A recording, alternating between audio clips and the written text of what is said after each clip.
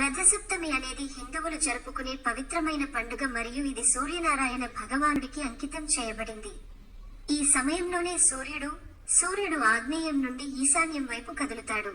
సూర్యుడు జీవితానికి మూలం కావున ఒక ముఖ్యమైన దేవుడిగా పరిగణించబడ్డాడు. అందుకే ఆయనను నవగ్రహాల 9 గ్రహాలు మధ్యలో ఉంచారు. భగవానుడే సూర్య భగవానుడు కాబట్టి మనం ఉదయాన్నే సూర్యోదయానికి ముందే నిద్రలేచి స్నానం చేసి భగవంతుడికి అర్చనలు చేయాలి. మహిళలు తమ ఇళ్ల ముందు రథంలో 7 గుర్రాలతో సూర్య భగవానుడి చిత్రంతో రంగోలి వేస్తారు. యూర్కమ్ లీఫ్, అర్కా లీఫ్ ఈ రోజులో మరొక ముఖ్యమైన అంశం. చాలా మంది సూర్యుడిని పూజిస్తారు ఎందుకంటే అతన్ని ఆరోగ్య మరియు ఐశ్వర్య దాత, ఆరోగ్యం మరియు సంపద ప్రదాత అని పిలుస్తారు.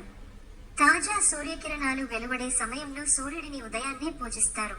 తాజా సూర్యకిరణాలకు గురికావడం శక్తిని పునరుజ్జీవింపజేస్తుందని మరియు మనస్సు మరియు శరీరాన్ని శుద్ధి చేస్తుందని నమ్ముతారు మరియు నిరూపించబడింది.